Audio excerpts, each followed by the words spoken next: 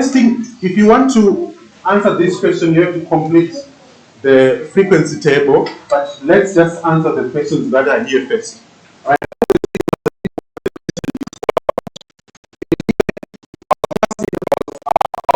The number of days absent, and then we have got the number of learners. Alright, so the second column, this column here, that's our frequency. Yes.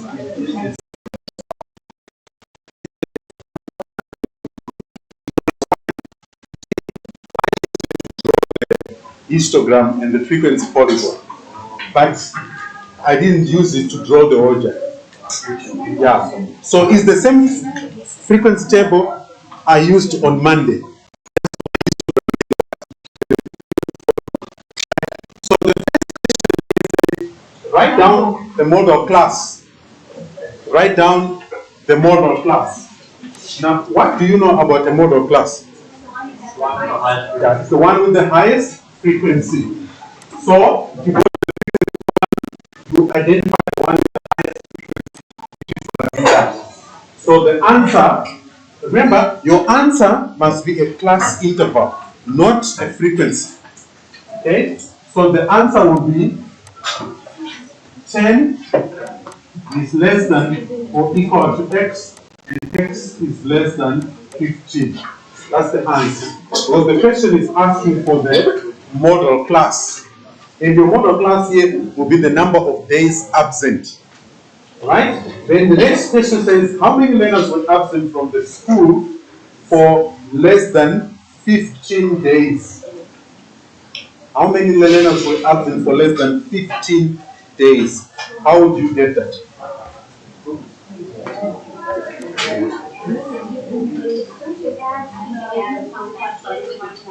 Okay, you just add the first three frequencies, or the frequencies of the first three class intervals.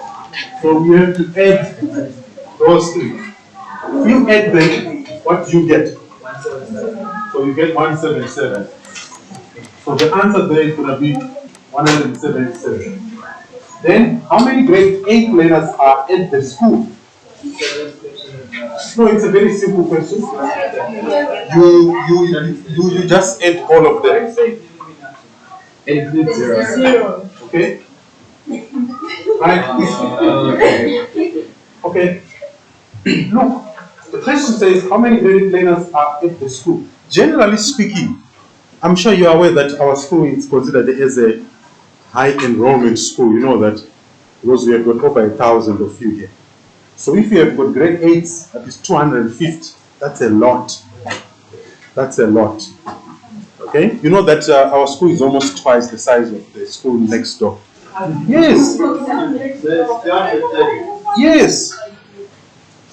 Okay. So how many grade learners we should be? 250. 230. 230. That's what I got when I did it as well. Then the next question now it says draw the cumulative frequency graph or the Ogive in brackets. So if you drew it, you're supposed to get this. I use a computer to do it. Okay, but you more or less you're supposed to get that if you drew it. And you have to ground it at the origin. Okay, so this is a line graph which was drawn by the computer, and I like it. Right, it looks nice, isn't it? Yes. Yeah, it was done by the computer. Right. So if you did the question, you're supposed to get something like that. Yes, Sean? I thought you raised your hand. Didn't? Oh, okay. All right. So just mark your way. Please take note always. Your cumulative frequency will be on the y-axis. Then, whichever variable you'll be dealing with, which is part of the class interval, will be on the x-axis. Now, questions on the Ogive, they can come in two ways. You can be asked to draw the Ogive, like in this case, or you can be given the Ogive, and then you will be tested from the Ogive. Right? Then let's move on to the next question. Now, the next question, there was another question on the median.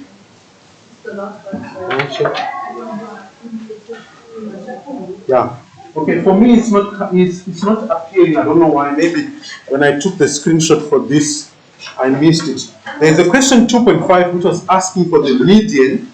The question was saying use the cumulative frequency graph to determine the median number of days the grade 8 learners were absent. So to determine the median, remember your median is the second quartile, that is Q2. Okay? So Q2 position will be equal to, it will be a half times n. Well, I want you to know that if you use, okay, if you use a half times n plus 1, okay, the deviation between the two, okay, I'll show you now. I think if I had maybe I can show you later. I'll try to redraw with the computer. I wanted to show you that it won't make a big difference in terms of the value of the median that you get. Hey, can you pay attention there? Okay.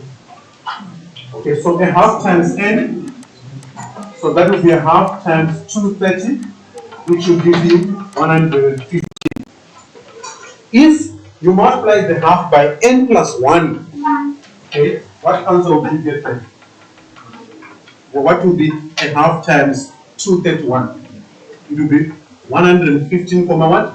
5. Now, if we try to locate 115,5 and 115, the probability is close to, or I would say it's more than 50% that you will be almost at the same point, isn't it? Huh?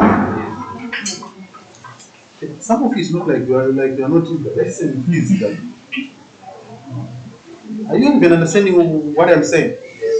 So if you use a half times n plus 1 and a half times n, the deviation won't make a big difference to the value of the median. Okay? So here, if I go to 115, okay, let me use a nice color. 115 will be somewhere there. Then you use a ruler. Okay, you go down. You need a ruler to do this. But you can do it nicely. Right, so if I want to, if it was 115,5, I'll be slightly maybe to the right. Slightly. So if I approximate this value here, the number of days absent, what would be your answer? 12. To be what? 12. Right? 12. Remember, the number of days cannot have a decimal. The number of days cannot have a what? A decimal. Remember that. So either you can get 12 or you can get maybe 13. So if we had used a half times n plus 1, okay, it's most likely that we'll get the same answer, which is 12, or we might get 13 as your answer. Both answers will be acceptable because, as I said yesterday, we use the ogive to estimate. Okay, the ogive is used for estimation. So here, our number of days absent, I'm going to put 12. If you put 13, it can be accepted. Okay, so 12 days. Okay, that's the median. Okay, so this will be the median. So the median is 12 days. Okay, maybe as an extra exercise. Okay, I want you to determine the value of Q1 and Q3, okay, for the same data set, Q1 and Q3, right? Q1 and Q3 also determine the mean, right? It's an extra exercise. What was the value for Q1? So before we go on, so the Q1 position, it will be equal to a quarter times n. It should be a quarter times 230. What's a quarter times 230? Huh?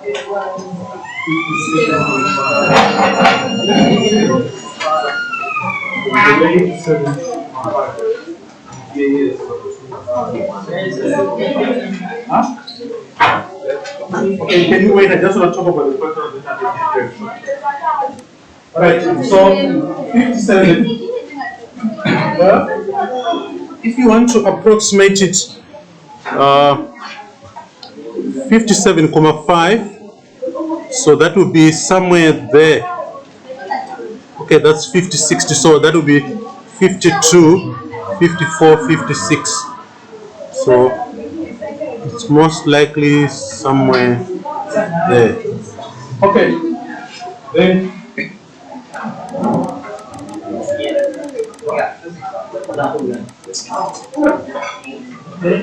so well, if you want to approximate it, maybe 7, 8. Okay, 7 or 8 would be acceptable. I would say 7. Okay, so this would be Q1. That would be 7 days, and then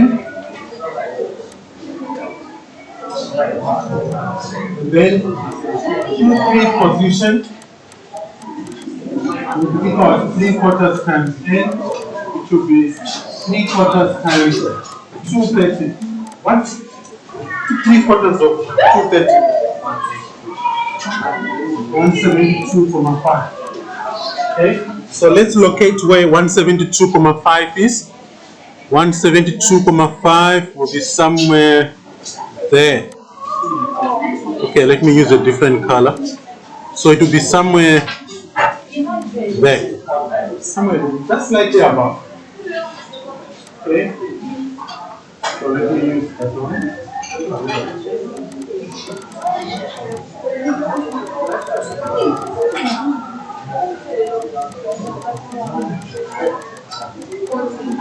Okay, yeah, 14 will be the better approximation.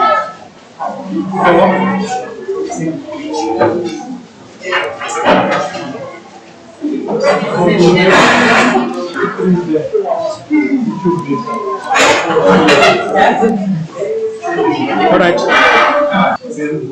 What was the value of the mean? Okay, so if you did a calculation of the mean from the table, remember to calculate the mean from the table, it's grade 10. Okay? Remember, I think about a week or so ago, I showed you how to calculate the mean for grouped data. So you need the column for the frequencies. You also have to create a column for midpoints of the class intervals. Those midpoints will become your x values.